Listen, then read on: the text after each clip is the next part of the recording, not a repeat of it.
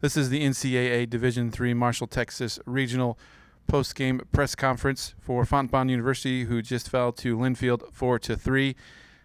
Coach, first, just give your comments on the game today. We talked last night, and we addressed some of the things that we wanted to do better today, and talked about not playing completely like ourselves yesterday. And today we came out and we changed that. We played our softball. We didn't make adjustments to Kelly when she came in, and that's not a big deal. But we could have made adjustments earlier. But very proud of how we fought.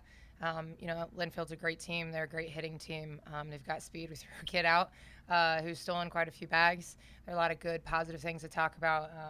I think if you look at the scoreboard, we out-hit them until the last inning.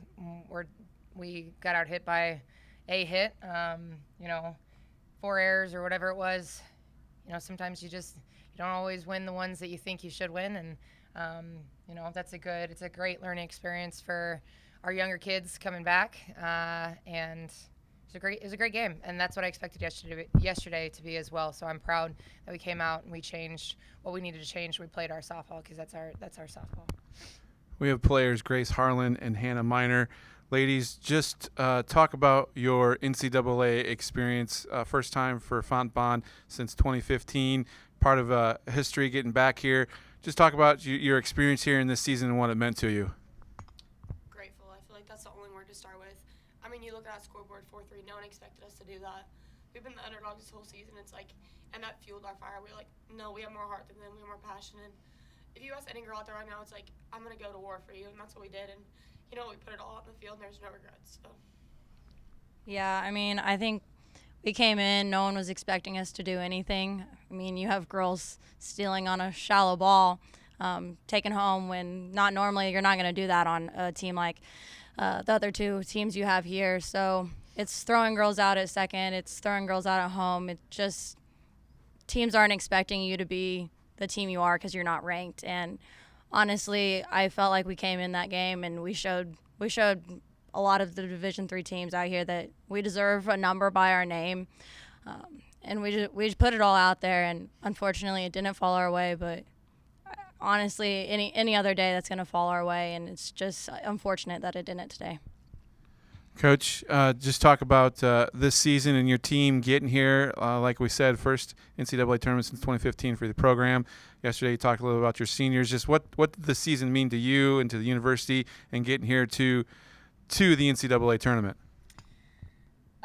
It's just changing a culture, and I'm chuckling at Big Dog over here saying we deserve a number by our name, and I love it because we talk about it all the time. I have preached to them for 2 or 3 years that I legitimately believe, and I hope they understand it after this weekend. We got a good draw here in Marshall that you can hang with whomever you want, and that this program is something absolutely special. And I've told them for 2 years, you can be a top 25 program if you want, and all you have to do is start believing in yourself. So a big kudos to our senior class. And we've got 8 graduating, 2 are graduating early, but the ones who've stuck it out and put in the 6 a.m. practices and the strength and conditioning, everybody's doing it. But man, I try to make it. We try to make it as tough, balancing as much as we can. I hope our returners and incoming kids realize that we are a top 25 team, and I believe in it, and I'll keep saying it until you guys graduate and move on. But man, they've built this culture and they've changed things around, and this is next year. This is what we're going to do better, and I'm just so proud. What we looked like 2 months ago to what we look like for the last month is just night and day. And I think they've finally figured it out that you can beat whomever you want, and just to show up and play your softball. So this year's been amazing. I believe, and I will believe it, and we'll see it next year too. But this is a year that changes things for us. We were one step closer last year, and this is the year that breaks it open. So, ladies, do you have any final comments talking about career, being at Fontbonne? I wouldn't take it back for anything in the world. I wish our season was just starting right now. I told her we got down here, I was like, dude, I wish we played this competition all the time. This is a whole different ball game, but it's so fun. I would take a game like that any day of the week, and I think you ask any of our girls, are like, dude, that was the game. And give us a best series out of 3, and it's a whole different world. And it just sucks it falls on this, and like it's a bad ending. But it's like, you know what, those girls out there seeing us seniors, 8 of us leaving, it's like we don't want this feeling again. So I think next year's gonna be a whole different game for them. Yeah, I think today it makes it harder not to come back next year for that COVID year, or whatever you want to call it, your 5th year. It makes it harder and harder every day, especially going through regionals and having that experience that I haven't had the last 3 years. Just missing it last year.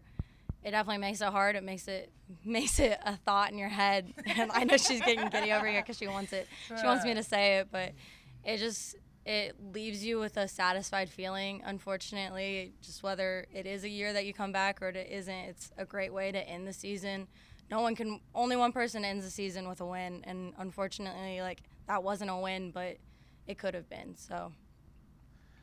All right, ladies, thanks for talking to us here at the NCAA Division III Marshall, Texas Regional. Congratulations on your season.